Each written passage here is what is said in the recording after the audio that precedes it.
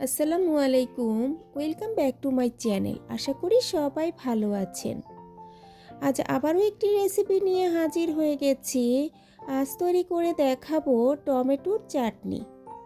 শীতকালে প্রচুর পরিমাণে সস্তায় টমেটো পাওয়া যায়।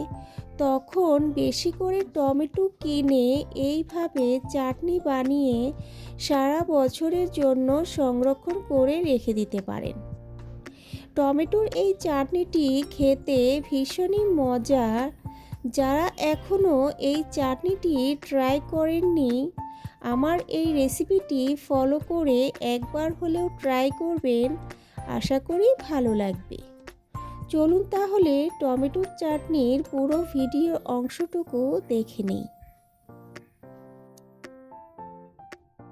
টমেটোর চাটনি তৈরি করার জন্য এখানে আমি 2 কেজি টমেটো নিয়ে নিয়েছি। টমেটোর চাটনি তৈরি করার জন্য পাকা পাকা এবং লাল লাল টমেটো দেখে নেওয়ার চেষ্টা করবেন। এখন এই টমেটোগুলো আমি ভালোভাবে ধুয়ে ছোট ছোট টুকরো করে কেটে নেব। টমেটোগুলো আমার কেটে নেওয়া হয়ে গেছে। দেখে নিশ্চয়ই বুঝতে পারছেন আমি টমেটোগুলো কিভাবে কেটে নিয়েছি। অন্যদিকে চুলায় একটি কড়াই বসিয়ে দিয়েছি। দিয়ে দেব পরিমাণ মতো সরিষার তেল। এখানে অবশ্যই সরিষার তেলটাই ব্যবহার করতে হবে।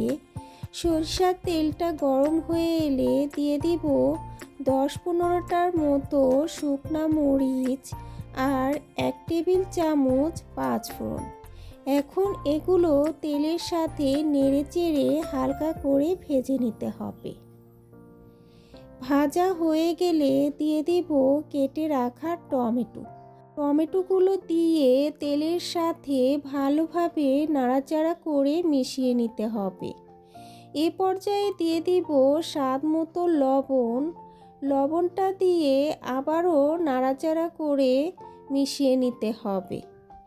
এরপর একটি ঢাকনা দিয়ে ঢেকে দিব যতক্ষণ পর্যন্ত টমেটোগুলো একদম সেদ্ধ হয়ে গলে না যাচ্ছে ততক্ষণ পর্যন্ত রান্না করে যেতে হবে। এই পর্যায়ে চুলার ফ্লেমটা মিডিয়ামে রাখতে হবে যাতে করে টমেটোগুলো একদম সেদ্ধ হয়ে গলে যায়। টমেটোগুলো আমার খুব সুন্দরভাবে সেদ্ধ হয়ে গেছে। অফ ক্যামেরায় আমি 2-1 বার নেড়ে চেড়ে দিয়েছি। এখন আবারও 2-3 মিনিটের মতো নাড়াচাড়া করে দিতে হবে এবং খুরচুনির সাহায্যে যেগুলো এখনও আস্ত রয়ে গেছে সেগুলো ভেঙে দিতে হবে। এখন এই চাটনির মধ্যে দিয়ে দিব খেজুর, কাজু বাদাম আর কিশমিশ। এখানে আমি 10-15টার মতো খেজুর নিয়ে নিয়েছি। খেজুরের বিচিটা ফেলে দিয়ে লম্বালম্বিভাবে পাতলা করে কেটে নিয়েছি। আর 10-12টার মতো কাজু বাদাম আর 1 মুঠো কিশমিশ। এখন এগুলো ভালোভাবে নাড়াচাড়া করে মিশিয়ে নিতে হবে।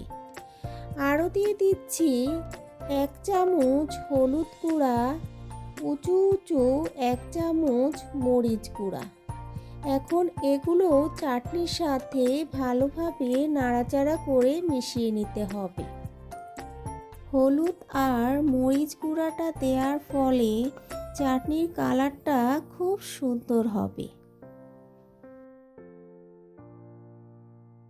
এই রেসিপিটি প্রথম থেকে শেষ পর্যন্ত চুলার ফ্লেমটা মিডিয়ামে রাখতে হবে আর ধৈর্য সহকারে অনবরত নাড়াচাড়া করে যেতে হবে। তা না হলে নিচে লেগে যেতে পারে।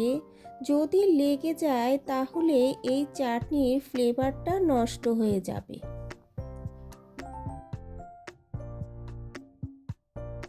এই পর্যায়ে দিয়ে দিব চিনি।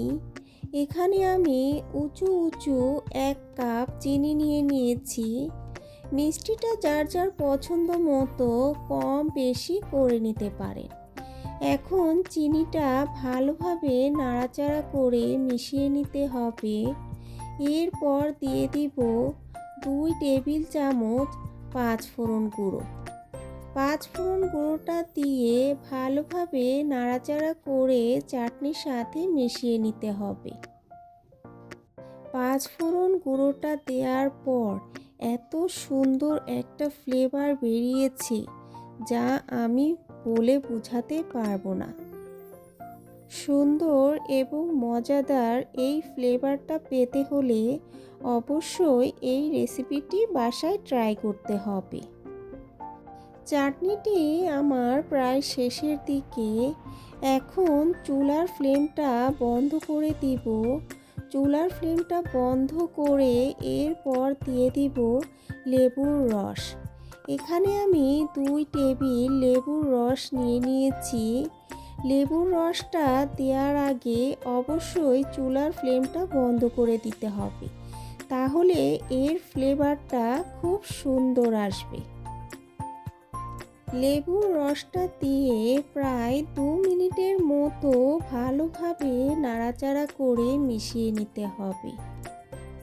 সামান্য একটু ঠান্ডা হওয়া পর্যন্ত অপেক্ষা করব। এরপর সার্ভ করে দেখাচ্ছি।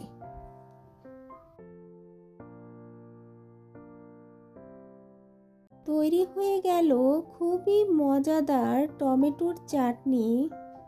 কত অল্প সময়ে আর কম মশলায় রেসিপিটি দেখানোর চেষ্টা করেছি। আশা করি আমার বন্ধুদের অনেক ভালো লেগেছে। রেসিপিটি যদি ভালো লেগে থাকে চ্যানেলটি সাবস্ক্রাইব করার অনুরোধ রইল। আর যারা সাবস্ক্রাইব করেছেন তাদেরকে অসংখ্য ধন্যবাদ। সাথে কিন্তু ভিডিওতে একটি লাইক দিয়ে যেতে হবে এবং কমেন্ট আর বেশি বেশি শেয়ার করতে হবে। আল্লাহ হাফেজ।